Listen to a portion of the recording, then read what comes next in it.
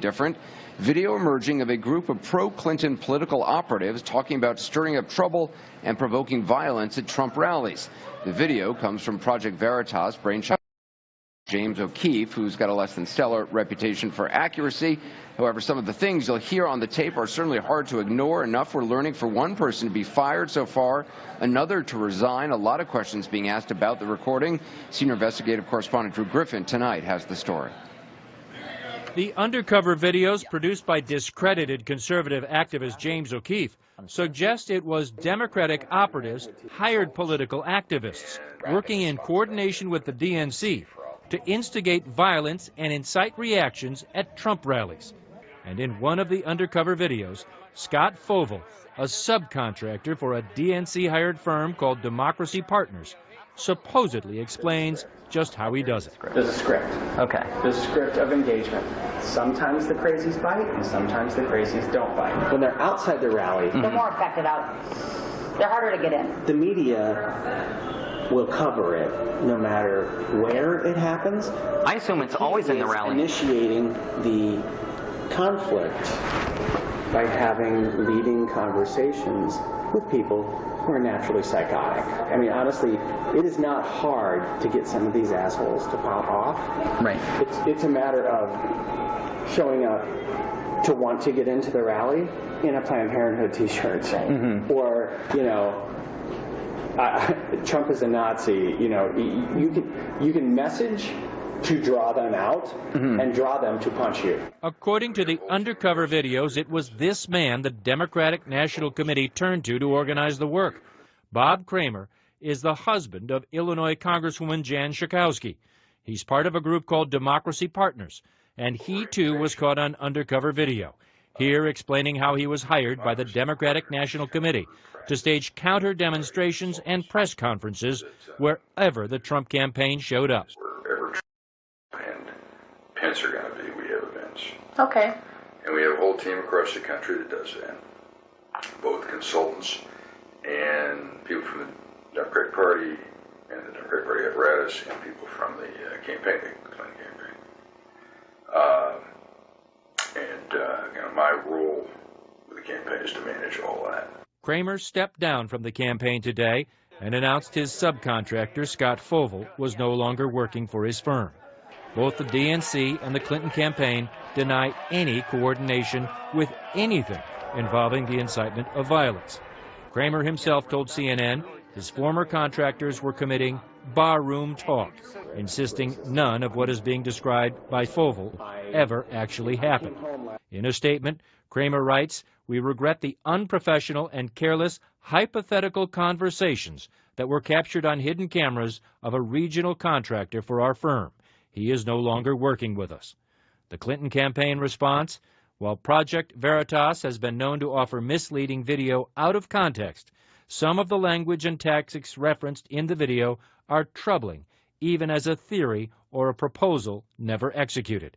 We support the Democratic National Committee's appropriate action addressing this matter and look forward to continue waging a campaign of ideas worthy of our democratic process. James O'Keefe is a convicted criminal, they add, with a history of doctoring video to advance his ideological agenda. And Drew Griffin joins us now. So what's the DNC doing about this? First, they put out a statement saying, Anderson, there's no evidence that anything described on these tapes actually took place. They agree with Bob Kramer's decision to step away and separate from any work on the Clinton campaign. But they're also going to investigate, they say, James O'Keefe to find out if he did anything illegal in gathering these tapes. We also did just get a statement in from Democracy Partners. That's a group of a partnership, basically, that works on Democratic campaigns. They said that we were breached and betrayed, but still standing, and we condemn, violence and election tampering in all forms. So that's where it stands tonight, Anderson. All right, Drew Griffin. Drew, thanks. You can bet the panel's got plenty to say about this. Clinton supporter and former Obama senior advisor Van Jones is with us. Clinton supporter and Democratic strategist Maria Cardona, chief political analyst Gloria Borger, Trump supporters Jeffrey Lord and Scotty Nell Hughes, and our political director David Chalian. Gloria, how big a deal is this? I mean, it certainly looks damning on the tape. It does look damning, and we don't know how big a deal it is. It's just more garbage in what's been a very ugly and divisive campaign. We don't know whether this was locker room talk, to coin a phrase, to use a phrase, or whether this. It is sort of, I mean, though, ironic that they're using the term right, barroom talk right. when they condemn Donald Trump for, saying locker room exactly. talk. We don't know how this video was gotten. We don't know how it was edited. I mean, there are so many unanswered questions to this story, so you need to start peeling the layers of the onion here. What I will say, though, on the face of it, you see the story. It first appears in Breitbart. It confirms an existing negative narrative. If you are so disposed to believe that the Clinton campaign is dishonest, et cetera, it will do that. I think, however, this is a story that needs a lot more reporting on it, and the tape is quite disturbing, honestly. Jeffrey, I mean, as a Trump supporter, you hear these people talking about, I'm not surprised. Egging people on and fomenting violence. Yeah, I'm not surprised in the least. As a matter of fact, I said some version of this months and months ago without knowing about this, and said, this is what the American left historically does. They do things like this. Chicago riots in 1968 were based with these kind of provocations. And to be bipartisan about it for a moment, the first thing I thought of when I heard this was Nixon's plumbers, who were out there breaking the law deliberately, burglarizing Daniel Ellsberg's psychiatrist's office and this kind of thing. I mean, this is not acceptable in American politics. Yeah. I mean, this is totally unacceptable. And here we are. Maria? You're right. It is not acceptable at all, which is why I'm glad that the DNC and the Hillary for America campaign came out and said as much. I do think we have to underscore, though, the fact that James O'Keefe has zero credibility in this area. He's the one who did the doctored videos of Planned Parenthood, which were completely false. He's a criminal, right?